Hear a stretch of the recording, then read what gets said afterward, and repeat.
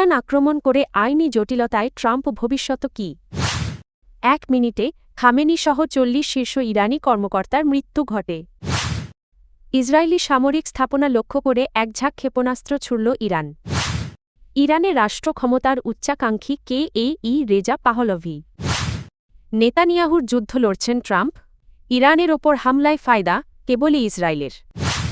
যুক্তরাষ্ট্রের আপত্তি অনুযায়ী পরমাণু কর্মসূচি নিয়ে আলোচনার টেবিলে বসেছিল ইরান। আলোচনা একটি সমঝোতার দিকেই এগোচ্ছিল। এরই মধ্যে শনিবার ২৮ ফেব্রুয়ারি সকালে ইসরায়েল হঠাৎ করে তেহরানে হামলা চালায়। এতে যুক্তরাষ্ট্রের সম্পৃক্ততার কথা স্বীকার করেছে যুক্তরাষ্ট্র। এরপর থেকেই ইরানের বিভিন্ন স্থাপনায় মার্কিন বাহিনী হামলা চালাচ্ছে বলে জানিয়েছেন যুক্তরাষ্ট্রের প্রেসিডেন্ট ডোনাল্ড ট্রাম্প।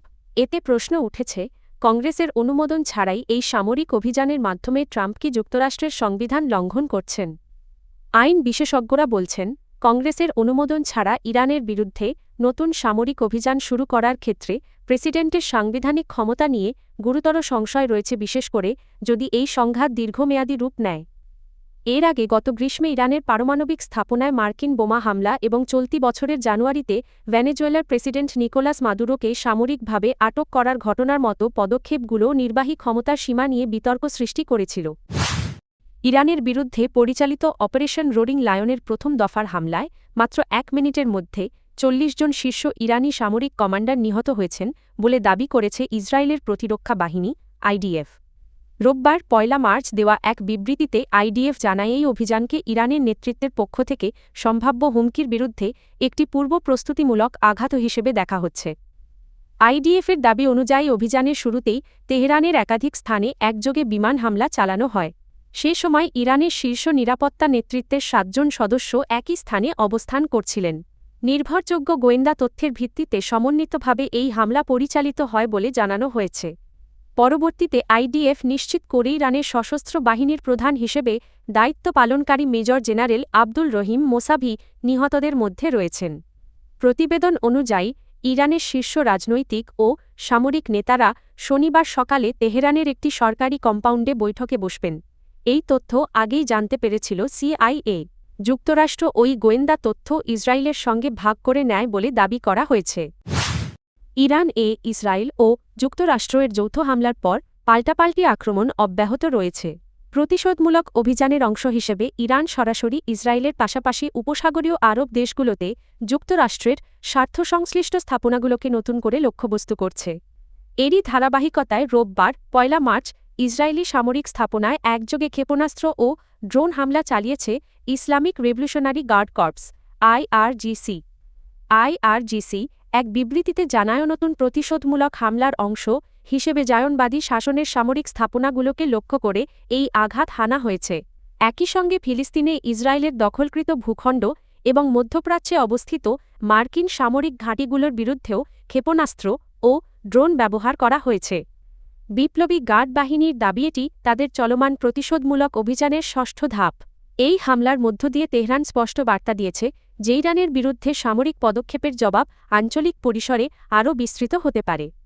তবে এসব হামলার বিষয়ে এখনও যুক্তরাষ্ট্র ও ইসরায়েলের পক্ষ থেকে আনুষ্ঠানিক প্রতিক্রিয়া পাওয়া যায়নি। ইরানের সর্বশেষ শাহ মোহাম্মদ রেজা পাহলভি জ্যেষ্ঠ পুত্র রেজা পাহলভি ইরানের সর্বোচ্চ নেতা আয়াতুল্লাহ আলী খামেনির মৃত্যুকে স্বাগত জানিয়েছেন। তিনি একে একটিউব সম হিসেবে আখ্যা দেন। যুক্তরাষ্ট্রের নির্বাসিত রেজা পাহলভি সামাজিক যোগাযোগ মাধ্যম দেওয়া এক পোস্টে খামেনিকে আমাদের সময়ের এক রক্তপিপাসু স্বৈরশাসক বলে উল্লেখ করেন। তিনি দাবি করেন, খামেনির মৃত্যুর মধ্য দিয়ে ইসলামী প্রজাতন্ত্র কার্যত তার শেষ পর্যায়ে পৌঁছেছে এবং খুব শিগগিরই এটি ইতিহাসের অংশ হয়ে যাবে। রেজা পাহলভি বলেন, খামেনির কোনো উত্তরসূরি নিয়োগের চেষ্টা শুরু থেকেই ব্যর্থ হতে বাধ্য।